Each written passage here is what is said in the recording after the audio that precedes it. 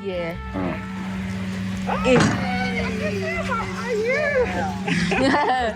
Yeah. Oh, much love, much love. Oh, this is lovely. Our little place. Hey, how you doing? Good. Good. And how are you, darling? Good. Oh, fantastic. Good, come on in. Ooh, you're gorgeous. This is nice. I need you.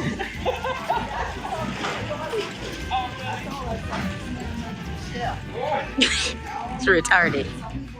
This is nice. It's plush. Very plush. So as you see, he's washing his hands. Now you see his foot is at a 95-degree angle. Or no, not 95, 80. 30? What? 52, 53. Like 29.8. Wow, so exact. Yes, perfect. Alrighty.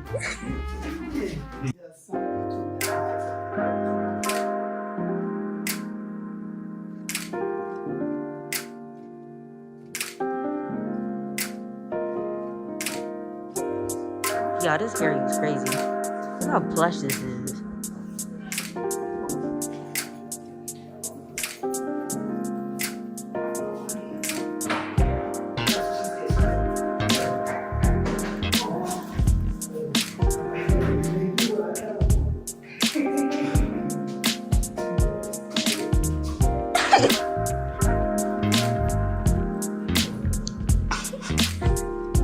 So take my shoes off. My darn sock coming off. My sock all coming off.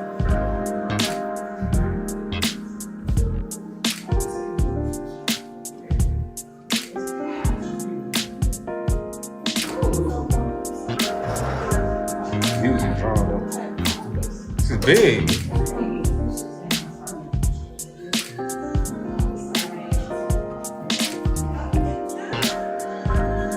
These are nice.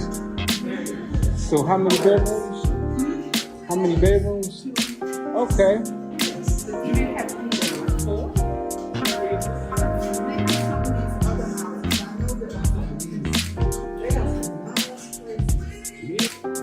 This is very nice. It's vibrant. Victoria. Yeah, Victoria Blue Apartments. This is gorgeous. Yeah. Look at that. Like,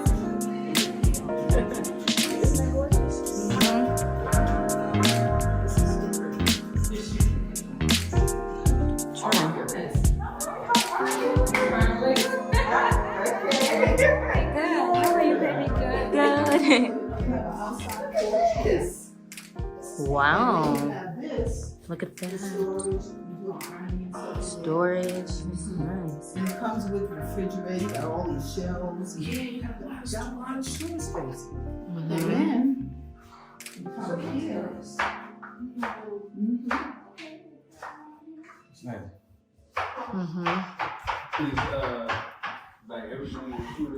Here is the. Look at them houses, y'all.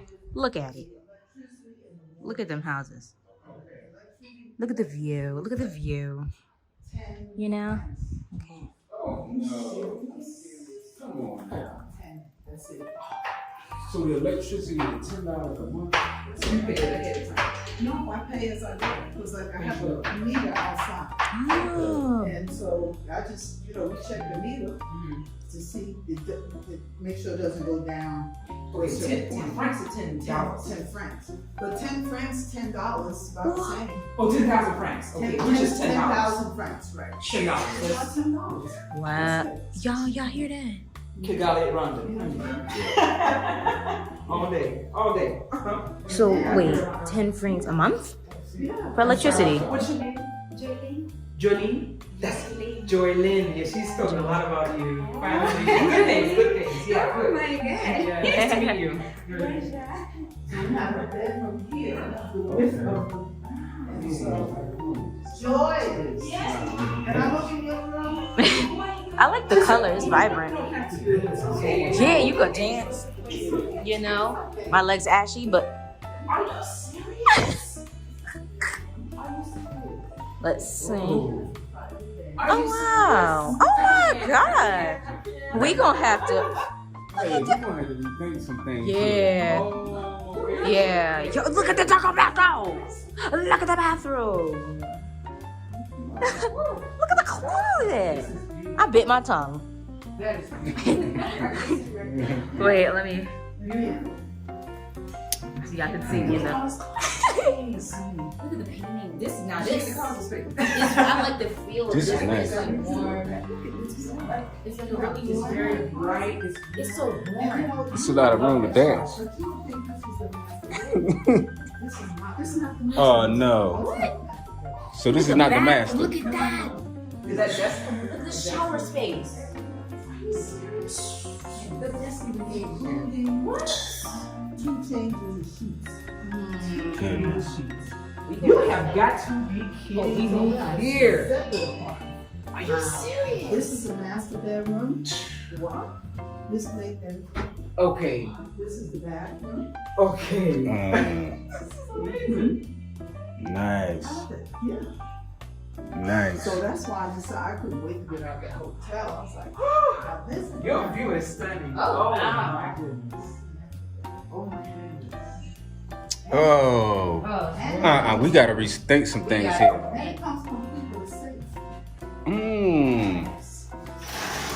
Yeah, this is nice. It's like farmland or something. Look at this. That's crazy. This is nice. This is Rwanda. Yes. I think every time we go out, just something else just blows our mind. This is Yeah, something's always every new. time. Hey, how are you? Yeah, so. All right, so happy today. Good afternoon, everyone. Peace and love. We are here today, still Kigali, Rwanda, the place to be. And today we have sweetheart, love her, Mama IMAHKÜS, Yes. aka Mama Africa, here in Kigali, Rwanda with us. That's right. And just spending some time. We're gonna get get her to drop some jewels while we're at it, while we're spending so much time with her. And first, I know that people may have questions about your name, IMAHKÜS. It is so beautiful. Can you explain your name? I just thought it was so wonderful. The story. Well, you know, years ago, as we became more conscious about Africa, people were taking African names. And I like my name. My name is Vienna, and that's what my dad named me. He named me after a city in Austria. He named me after a city in Austria. And his thing was, he thought it was a beautiful place. Wow. I was his firstborn. So it was Vienna. Okay, Vienna Michael Hines. Sound like a real white girl. People thought I was a white girl. Oh, no. I call on the phone for a job and they'd be so nice to me. And then when I show up, they go, Oh. she's black. So when people started changing their names, I really didn't want to change my name unless it meant something to me. Right. And so calling myself Ishanakwe or Kujogi or whatever your name, whatever you choose, that's what you want to do. Right. It's okay. And I'm not, but for me, that did not work. So I used to go out with this guy, nice guy, but he said he had never been out with anyone as dark as me. Whoa. Oh, Black. My goodness. Yeah, right. That's what I said. What? You've been missing something, brother. You understand? Back in the day.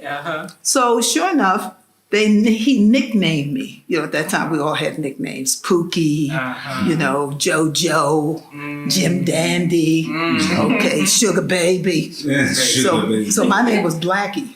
Oh, no. So they called me Blackie, Sister Blackie. So it just stuck. So I was visiting Jamaica and I met a sister who looked and had the same spiritual aura as my daughter who had died. Wow. My daughter died when she was 19 from lupus. So when I met her, she was like, I'm not calling you Blackie. No. She said, you remind me of a queen. So I'm going to call you Kush. Whoa. Because Kush is the land of the burnt-faced people. That's black enough for me. I'm going to call you Kush. I said, okay, no problem. But I didn't change it. I wrote it in my Bible, Kush. So years went by, and this was like in 1982, 83. 1987, after numerous attempts to get people to go to Africa. You know, in Ghana, we call it mash up your face. In America, we call it frowning. People, what? Go where? Africa? Wow. I ain't lost nothing in Africa. If you want to see niggas, you can go to Harlem. I said, I'm not looking for niggas. I'm going to. So my girlfriend and I tried numerous times before she died. Wow. And she died before we could get there. And so in 1987, I did go to Africa, you know. Some guy came in to my travel agency saying, oh, I'm an African chief, and I got a group going to Ghana, and if you give me $5,000, I could make it happen. And I was like, yeah, right. I must look like Lily Lump Lump. I don't know why people look at my face and think I'm stupid. I said, what am I, stuck on stupid? I said, no, that's all right, my brother. He said, no. You African Americans, y'all don't believe nothing. Y'all. So I'm like, brother, leave your name and your papers, and I'll look at them, okay? And, you know, it was one of them days, you know, 4th of July, hot as hell's bells. Air conditioner wasn't working. The Italians had been in my shop talking about, give me $100. For what? For garbage pickup? Oh, no. I didn't make $100 worth of garbage in a month. I could eat my garbage. This is how little it was. The guys were staying out in front of my shop selling drugs. So I said, yeah, okay. And then here comes a nut talking about I'm an African chief. Well, come to find out, he was. Wow. He really was a chief. Wow. And I did go to Ghana to see him installed as a chief. He's still a chief. He's out there. Oh my goodness. So I met a group from Bereshit Cultural Institute, Hebrews. Okay. And I traveled with them. I said, when I found they were going, I was like, I can go with y'all. I don't care where I stay. Okay. If they ain't got a room in the hotel you in, I'll go find me one. It's okay. So I travel with them. And so my husband and I got involved with this group. Okay. And I'm not a religious person at all. And so I started practicing being a Hebrew. And so in Hebrew, Ima means mother. Okay. So they call me Ima Vienna. So, okay, no problem. Back and forth. Traveled to Africa, to Ghana 3 different times. 87, 88, 89. 90. See y'all. We out. Okay. And I had the kind of king man that did not think that I had fallen out of my treehouse. Good. He was like, when I came home and said, baby, we got to move to Africa. He was like, there you go again. You wanted to live in Jamaica, you lived over there. You wanted to live in South America, you lived over there. Now you come in. Whatever you eat is great. You want everybody to eat it. Okay. Now you want everybody to move to Africa. Yeah. So I said, no, I don't want everybody. Just you. Just us. So sure enough, ready to move. Now I'm thinking, maybe I do want to change my name. So y'all could call me IMAHKÜS. Okay. So that kind of had a nice ring, IMAHKÜS. So sure enough, I lived with my Rasta brothers and sisters on a beach in Jamaica for a couple of years. Wow. And so Rasta always says, I, one with the Almighty God. Not me, but I. Not we, but I. So it's I and I. So sure enough, I go to this restaurant that my husband and I have been taking our meals there because we had sold our house. And we were now sleeping on the floor, waiting to leave. So my last day in, I went to see the brother. We were talking. I said, look, I'm out. I'm gone, y'all. He was like, sister, where you for go? I said, I keep telling you, me go to Africa. Me try to Africa. I said, sister, it's not true. You're not telling the truth like that. You're not going to Africa. I said, all these months I've been coming in here talking about Africa, you think it's a joke me take? Then I make a joke. Me gone. So here the brother, sister, because they just call me sister. Sister, me not know the guy's name. So I said, my name, like so proud, my name is IMAHKÜS. He said, no, star. The name not Ima. What then? It's I. IMAHKÜS. I one with the Almighty God. Yes. And when he said it, you know, when something is so right, Yes. it was like, I feel it. bam. I was like, ooh. I ran out to the car. I told my gig man, I said, listen, from now on, the name is IMAHKÜS. I want you to say that. IMAHKÜS, right? Yes. So one of my elders, and she's a Rasta woman, she had asked me about the spelling of my name. So I've always spelled it IMAHKUSH. She came to me and said, look, change it slightly and take the H and put the H upon the middle of the name. Because the I is now leaving America. The letter H is the 8th letter of the alphabet. 8 represents affinity. You're going to build or destroy. So put it there upon the middle. So I put it there. And so I is I one with the Almighty God. I am a child of the universe. Wow. And it's a capital. I. Yeah. M is a capital for mother. Okay. A is a capital for Africa. I, Mother Africa. H being to build or destroy. Kush meaning the land of the burnt-faced people. Where did the queen come from? Where is Mother Africa? So I, Mother Africa, queen of the earth. Because I am Mother Africa. Beautiful. I am the queen of the earth. Yes. So it makes sense. So because I spell it with a capital letter and I have 2 little dots over the U. You know, some people always, oh, you know, you just get so carried away. Well, you know, those are umlauts. They are not umlauts. I know an umlaut. I took a little German and I know they have accent marks. Right. But those 2 little dots over the U, just imagine when we want to make a smiley face, isn't it a U? Yes. Right. So I took that U because I was smiling. I was laughing like hell getting out of America. And I put 2 little dots, those are my eyes, over the U, expressing the fact, yeah, y'all, I'm out. That's what them 2 U mean. I love it. That means I'm out of here. And so that's what it means. And I think there's only one other person in the world that's named IMAHKÜS. Really? And her dad asked me if he could name his daughter after me. I said, provided that she spells it correctly. And don't forget the 2 little dots over the U. Yes. Because That's important. I love that story because this is my second time hearing it, but more in depth. And I love when she explained to me because I'm like, it's so interesting. What does it mean? So it's beautiful. It has to have a meaning for you. It does have. And for us, leaving America in '87, it was an escape.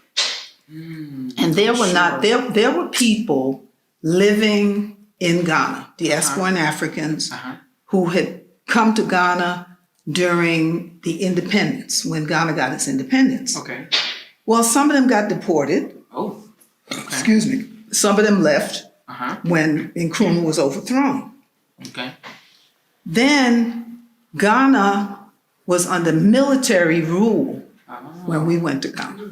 Okay. It was a military government. I remember running into these big black men in black uniforms carrying AK-47s. And I was like, okay, I'm dead. Everything they said. Oh no. Everything they said about Africa is true. They think they're going to kill us. I'm like, what are you doing here? I just got off the plane. I don't even know where I'm going. I'm on the bus. But then I thought about it. You know, it's like consciousness kicked in. It was like, girl, calm your ass down. Yeah. You ain't scared of white men with guns in America how about that's that? been shooting us down. Hello. I was like, Right. you want to look at my suitcase? So how was that experience transitioning from America, Yeah, America, KKK. exactly, Yeah. to Ghana at that time? What was that like for you? For First me, getting there. it wasn't too bad because I've lived in places, I traveled to the Amazon. I've crossed the Peruvian desert. I've my lived on the goodness. beach with Rastaman. Wow. I'm not, there was a time when I had a good job that, we used to take vacations and we'd go to the Caribbean and we'd rent these palatial mansions and Wow. stuff. And then when I started doing traveling on my own, I don't need all of that. And my thing was to really get in touch with the people. All right. And I found that I had a better time. I mean, I had a good time then, but this was different. Right. So when I got to Ghana, the fact that they didn't have any water, no water. Wow. I said, what are those buckets? And they said, oh, that's for the toilet and to wash. Whoa. The bucket? It's okay. No hot water? No hot water. Wow. No running water, that's my hot. Wow. So I wasn't freaked out. It didn't freak me out that there was no AC. Okay. We went through a lot of different things. And for me, it was important that I didn't take anybody with me. Because Okay. if they had a complaint, they'd be looking for me to Right. take care of it. Right. It's true. So I said, let me go by myself. Let me check things out. Then I'll know whether or not I want to promote Ghana Okay. and bring somebody.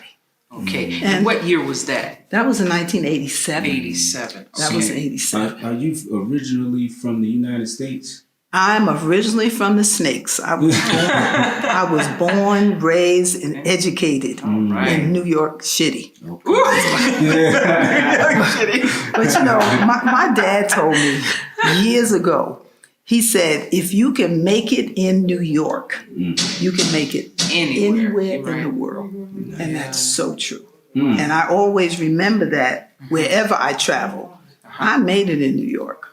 Okay, I went from being an only black woman in an all-white environment, making a hell of a lot of money. In 1979, when I left my job, I was making $45,000 a year That's as a lot human back resource administrator. Wow. That was a lot of money a for a lot. black woman. then. Okay. Yeah, back then. And surrounded by white folks. Okay. Being the only black woman, only black manager, those kind of things. And then it comes to you at a point where you figure I'm waiting every 2 weeks or every month for these people to pay me. Now, but why can't I pay me? Okay. Why can't I do something to make sure I get paid? So I did. I'm a clown. My name is Peanut Butter, the African American clown. People pay me $300 for an hour, hour and a half to come and make a party for their kids. Oh, really? Oh, yeah, no. I wore a flaming red wig, I hear you. long gold eyelashes, kente cloth jumpsuit, All right. size 18 Nike sneakers, and I carried a boombox. I carried the boombox. Wow. And my boombox was singing Happy Birthday by Stevie Wonder. Oh. You want to close the door? Is it closed? Well, it's making a lot of noise. Here, let me close it. Construction stuff. Okay, listen, don't stop the work. This is awesome. Yeah, she's amazing. Oh my goodness. Yeah. Feeling good, Ava? Yes, I am. Yeah, you are amazing. You are amazing. Girl, you got a Class A thing going. Shoot. What child of, how old are you? Well, I couldn't get that out. I 15. I'm going to say, is that the truth? Are you making yourself older? Yeah, but so for me, adjusting to being in Ghana was just another place in the world where I found myself. But the thing is that more than the adjustment, it was the sacrifice. Okay. The sacrifice was my family. Okay. That meant coming to Africa meant that I had to give up my family because my family was not having it. They were like, what? Africa? And my mother was really pissed. Wow. She wasn't even pissed that I was going because she was like, don't mind her. I go all the time. My mother will tell you in a minute. Nomad, I'm a gypsy. All my mother said, all you have to say is let's. And He's she's gone. gone. She don't wait for, and I don't wait for nobody. I really don't. Wow. I'm like, 6 o'clock is when we leaving. You got till 6:15. If you ain't there 6:15, you better run behind the plane because I'm going. Oh, wow. So my mom was like, she was a little upset that I was going, but she was really upset because I was taking my husband. I was like, Ma, he's my husband. She was like, what? He wasn't talking he didn't know nothing about no Africa till you came here talking that Africa shit. I was like, She's really close to him. they were close. Oh. I was like, Mom, please. Oh. I don't want to hear nothing you got to say. So, Oh my goodness. so Kohen, who is the rabbi of the Hebrew Israelite community, one of the communities in Ghana, he had come to take me to the airport. My mother was pissed off with him until the day she died. Oh no. She was like, she looked at him like, So when I said, well, Ma, I gotta go. Go on then, she said. Put her head So up. she never got over it. Oh, no, she didn't. Oh, my. I never saw her again. She cried. When I left, she had tears was running down her face, and she was, go on then. You ain't no African. And I was like, Ma, please. So my sister was like, oh, go ahead, girl. I got you, mama. I said, okay. Did any of them eventually try? Eventually, my sister, it was almost 10 years before we really spoke again. It was a very long time. Wow.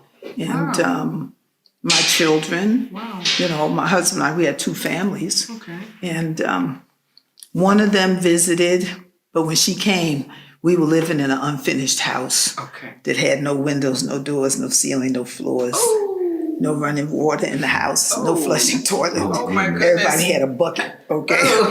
What? What? She went back to America and said, what? They didn't fall out their treehouse. Oh no. All we had was screens.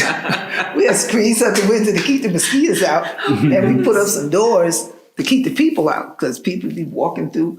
What? I live here. He said, we would put a door up. So we put up a couple of doors. Oh, And so we lived in our unfinished house. And I remember Professor Jeffries, when he would come, he'd come and bring a group. And he'd come, we're going to take you to visit the pioneers. Here's some American. Here's some people from New York. Look how they live with candlelight. Nope. We didn't have electricity for about 4 or 5 years. Really? But it was good.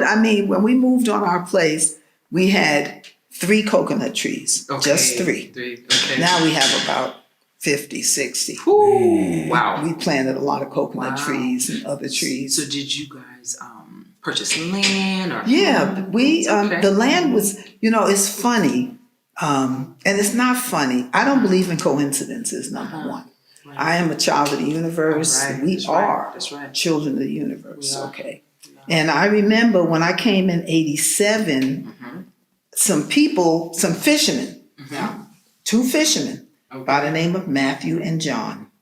What? They were providing fish for us. We were staying at this hotel.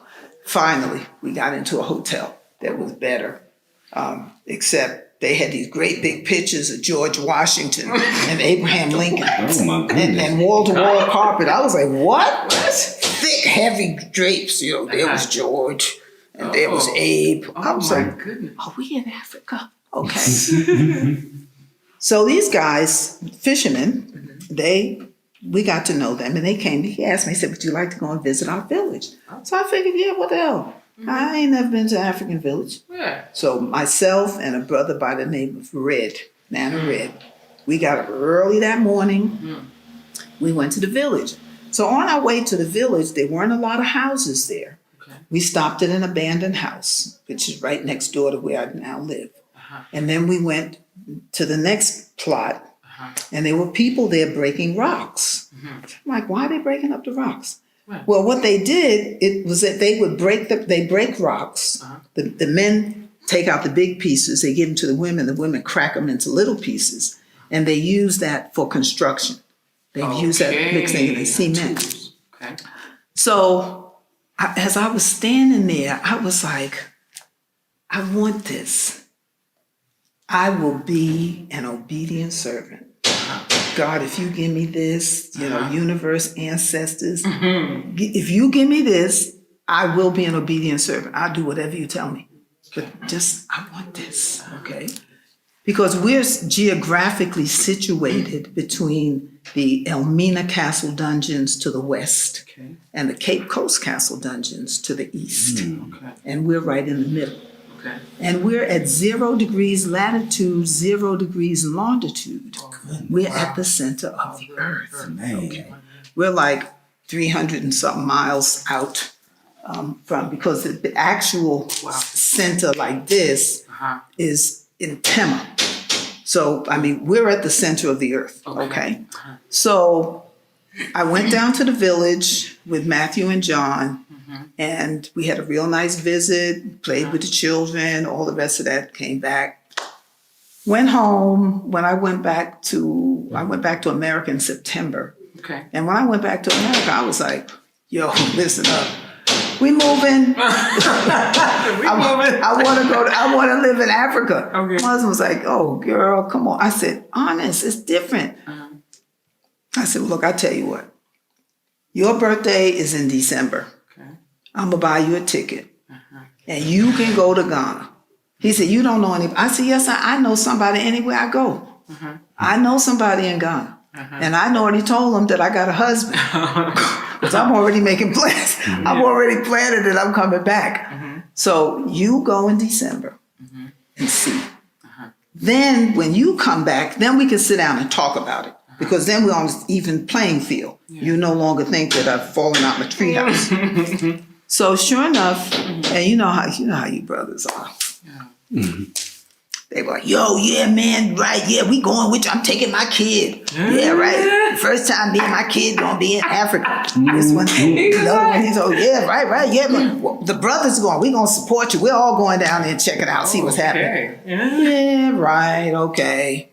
So here my husband come close to time to go. He said, baby, ain't nobody going. Everybody done flaked off. They're like, they ain't going. I said, I don't care. Do you think I care that they go? Right. As long as you go. Right. Took him to the airport. Brother man spent 1 month in Ghana. Wow. When he came back, he was like, get that paper and that pencil, baby. Wow. We gonna figure out how we gonna make this work. Nice. And because I guess it was a little easier for me, for us, because my husband was a retired New York City firefighter. Okay.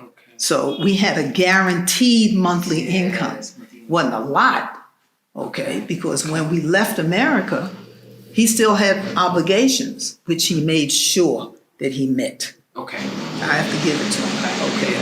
So sure enough, had a good time with Matthew and John. My husband and I traveled again in 88 together a couple of times. 89. And so we were ready to move. We didn't have a place, but we were making preparations. So one day my husband comes to me and said, oh, listen, baby, I'm going to be a chief. I was like, this guy. My husband was the Pied Piper of the diaper set. Oh, no. And the kids, like, they see him, they go, everybody loves him, okay? Even the lunatics like him, okay? The man with one leg used to show up at our house once a month because he knew my husband was going to give him something. My husband's the kind of man, he'd give away the damn rent. Oh, no. Okay, and say, don't worry about it, baby, it'll be covered. I'm like, duh. But it was always covered, okay? So sure enough, he comes and tells me he's going to be a chief. And I'm saying, yeah, right. That's like I told a guy when he came in my travel agency talking about, I'm a chief. I said, yeah, my name is Pocahontas. Now, what the hell do you want? Okay. So I said, a chief? What you know about being a chief? And who's making you a chief anyway? So he told me that he met these people And they were having a meeting, and he thought, because he was now practicing Hebrew, and it was Saturday, and he thought that they were holding service. Because Hebrews, Seventh-day Adventists, Saturday is the Sabbath. So he asked if he could join them, which is typical of him. So they said yes. So come to find out, they were not having church. He thought they were having church. Okay. They were having a meeting, a fundraiser to raise funds to get electricity for their village. Okay. Being the kind of man that he is, God bless him, he said, well, look, I don't know how much it's going to cost, but you tell me what it's going to cost, and I'll tell you what I can do. Okay. I can't do your project, but I'll help. Right. So they going to make him a chief. So I said, okay, when are they going to make you a chief? He said, oh, in about 3-4 weeks. Excuse me? I can't stay down here 3-4 weeks. We got a business that we're trying to run, okay, and other things, and I need to go. He said, well, okay, but I got to stay. I said, okay, chief. So I went back to America. No problem. Sure, he sent me some pictures, and he's all draped in his kente and carrying his sword. I said, boy, he's in his element now, got this sword, messing with me if you want. So came home, was really nice, told me all about it and whatnot. So we leave. He left me, though. He left me in America because we were still associated with Bereshith, and they were having family day. So I had said that I would stay and help. My husband said, tell them. I said, bye. I'm out. So I was like, you really gonna leave me? You're not gonna wait for me? He said, no, that's your decision. You want to stay, I'm going. So he left me. Wow. So it took me about 2 weeks before I got back, before I got there. So sure enough, we get there, and we moved. We finally moved. We were staying with a friend. And so as a chief, you have to go to your village. You gotta let them know you're in town. Okay, he goes to the village to let them know he's back and blah, blah, blah. And introduce me to his new family. Lo and behold, I know them. I met them in 1987. Wow. There was Matthew and John, the two fishermen that invited me to their village. So, and it was like a reunion. People say, oh, my sister, you came back. And trying to connect the dots. That's your wife? That's my wife. That's he's the chief here. Okay. Yes, he's the chief. So I'm like, damn. Isn't that? So I said, ain't that a coincidence? I said, there's something to that. So he said, I'm going to take you to the land that they gave me when they made me a chief. It was the land that I stood on in 1987. You better stop. Both hands. It was the land that I stood on in 1987 and asked the ancestors for, and they gave it to me. Not down the road, but that said spot. It was like they walked in and said, from here to here to here to here, it's for you. That's powerful. That's powerful. That is powerful. And the thing that I've had to remember over the years is that I made a commitment. I said, if you give me this, I will be an obedient servant. And I have been an obedient servant. Yes.